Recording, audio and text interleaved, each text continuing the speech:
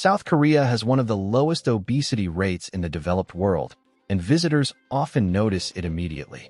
But it's not down to some genetic secret or a magic diet, and it certainly isn't about punishing gym sessions or extreme restriction. It's the result of everyday habits, the way people eat, move, and live, quietly woven into ordinary life so thoroughly that staying healthy takes almost no conscious effort. Most of these habits are simple, sustainable, and easy to borrow. So let's look at 10 Korean fitness and health habits that keep people slim, the practical, unglamorous routines that add up over years, and what the rest of us can genuinely learn from them. None of them require a gym membership, a meal plan, or a great deal of willpower, which is precisely why they work so well across an entire population rather than for a motivated few. They are structural rather than heroic, built into the environment so thoroughly that the healthy choice is usually the easy one. The first habit is walking absolutely everywhere. Korean cities are dense, walkable, and built around excellent public transport, so daily life naturally involves a great deal of walking, to the subway, through underground passages, up and down station stairs, and around the neighborhood. Nobody thinks of it as exercise, it's just how you get places. This constant, unforced movement burns a remarkable amount of energy over a day without anyone deciding to work out. It's the quiet foundation beneath everything else, and it explains why so much fitness here happens by accident rather than by appointment. The stairs alone are worth noting, because a typical subway journey involves several flights of them, and that adds up to a serious amount of daily effort that nobody ever counts as exercise. Because the city is built for walking rather than driving, the movement happens whether you intend it or not, every single day. The second habit is eating vegetables at every single meal. Thanks to banchan, the spread of small side dishes that accompanies almost any Korean meal, vegetables arrive at the table automatically, seasoned and delicious, with no effort or willpower required. You're eating a wide variety of plants simply by eating normally. This makes a vegetable-rich diet effortless rather than a chore, and it fills you up with nutritious, low-calorie food before you get far into the heavier dishes. It's perhaps the single most powerful structural advantage of the Korean table, and it works precisely because nobody has to think about it. Because the vegetables arrive already seasoned and genuinely delicious, nobody has to force themselves to eat them. And that is the whole trick, making the healthy thing the easy and enjoyable thing.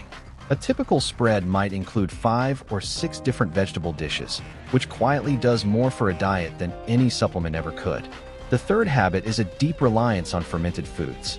Kimchi, along with fermented pastes and other staples, appears constantly in Korean eating, bringing gut-friendly bacteria and a big punch of flavor for very few calories. A healthy gut supports healthy digestion and metabolism, and fermented foods are woven into meals so naturally that nobody treats them as a health supplement. That daily, effortless dose of fermented goodness is a quiet advantage, and unlike an expensive probiotic capsule, it's simply part of dinner, eaten because it tastes good rather than because it's virtuous. Because it is eaten purely because it tastes good rather than because it is virtuous, the habit sticks for a lifetime in a way that no supplement regime ever manages. The fermented pastes that form the base of so many dishes carry the same benefit, meaning the habit is baked into the cooking itself. The fourth habit is the way meals are built around soups and stews. Korean eating leans heavily on broths, jjigae, and soups that are hot, filling, and largely water-based, so you feel genuinely satisfied on relatively few calories. A steaming bowl of stew with rice and vegetables is deeply comforting yet far lighter than a plate of fried or heavily processed food. The warmth and volume fill you up naturally. This preference for brothy, hearty meals over dense, calorie-packed ones is a structural habit that quietly keeps portions in check without anyone feeling deprived. You finish a meal genuinely full and warm rather than heavy and sluggish, and that difference in how a meal leaves you feeling shapes what you reach for next. The rice and vegetables that come alongside round the meal out, so you leave the table satisfied rather than stuffed. The fifth habit is sharing food from the middle of the table. Korean meals are communal, with dishes placed in the center for everyone to eat from, rather than giant individual plates piled high in front of each person. This naturally moderates how much any one person eats, because you're taking a little at a time and pacing yourself with the group. It also slows the whole meal down, giving your body time to register fullness. That simple structural difference, sharing rather than plating up individually, does more for portion control than any amount of counting or measuring. Slowing the meal down also gives your body the time it needs to register fullness, which is exactly the mechanism that rushed, oversized individual portions defeat so effectively. Because the dishes are shared, nobody is confronted with an enormous plate that psychology alone pushes them to finish. The sixth habit is drinking a great deal of tea and water rather than sugary drinks. In South Korea, water and unsweetened teas like barley or corn tea are the default drinks with meals, and throughout the day, served free at restaurants and kept in the fridge at home. Sugary sodas are far less central to daily life. Since liquid calories are one of the sneakiest sources of weight gain, this simple default habit quietly removes a huge amount of sugar from the diet, and nobody has to make a virtuous choice about it because it's just what people drink. The barley tea in particular is served free almost everywhere, hot in winter and cold in summer. So the healthy default is also the convenient and free one. Removing sugary drinks from the default is one of the quietest and most powerful dietary advantages a culture can have. The seventh habit is hiking as a genuine national pastime. South Korea is mountainous, and hiking is enormously popular across all ages, with well-maintained trails, dedicated gear, and groups of friends and colleagues heading up peaks at the weekend. It's social, enjoyable, and completely normal rather than a fitness obsession. This means serious cardiovascular exercise happens regularly and joyfully, wrapped in fresh air and good company. Turning exercise into a beloved social outing rather than a grim obligation is exactly why it sticks, and it keeps people genuinely fit well into old age.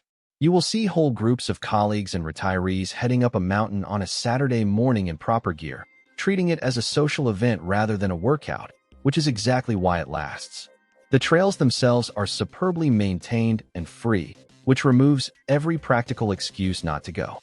The eighth habit is the presence of exercise equipment in ordinary public spaces.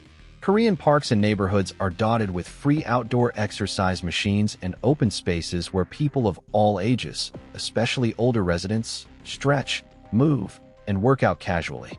Fitness isn't locked behind an expensive gym membership. It's available on your doorstep for free. This accessibility removes the barriers of cost and travel, so a bit of movement is always within reach. It's a small piece of public infrastructure that quietly encourages an entire population to keep moving throughout their lives. You will regularly see people in their 70s and 80s using them. And that simple, free access to movement is a big part of why fitness here does not fall off a cliff with age. You will find them tucked beside playgrounds and along riversides, so a bit of movement is genuinely always within reach. The ninth habit is a strong social awareness of health and appearance.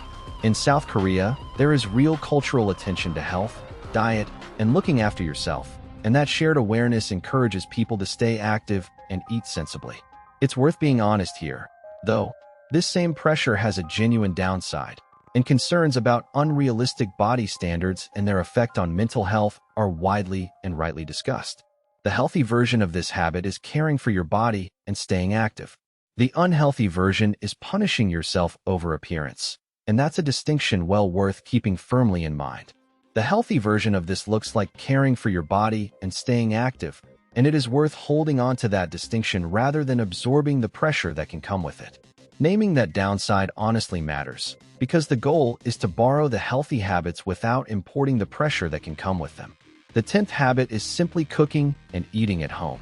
Korean home cooking is central to daily life, built on rice, vegetables, fermented foods, and modest amounts of protein, prepared fresh rather than pulled from a packet. Eating home-cooked food means far less processed ingredients, less hidden sugar and fat, and far better control over what actually goes into your body. This everyday habit of real cooking with real ingredients is perhaps the most powerful of all, and it's the one that translates most easily wherever in the world you happen to live.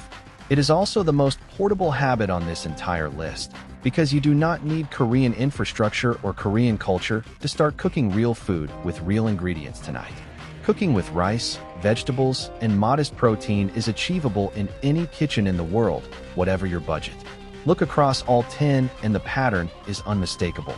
There's no secret, no magic ingredient, and no extreme regime. It's walking as a matter of course, vegetables arriving automatically, brothy meals, shared plates, water instead of soda, hiking with friends, and real food cooked at home. Each habit is small, sustainable, and built into the structure of ordinary life so that staying healthy requires almost no willpower. That's the real lesson.